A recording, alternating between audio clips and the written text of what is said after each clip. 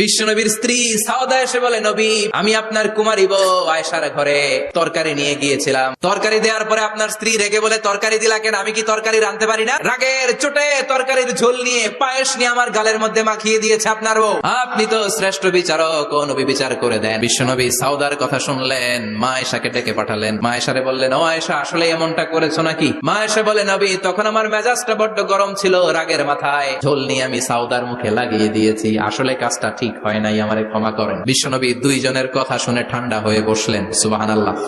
দুইজনের কথা শুনে বিশ্বনবী বললেন, আমার আদালতের রায় হচ্ছে কিসাস। সাউদাকে যেমনি তুমি পায়েস মাখিয়ে দিয়েছ, সাউদাও পায়েসের বাটি থেকে কিছু পায়েস নিয়ে আয়েশার গালে মাখো। সুবহানাল্লাহ পড়েন।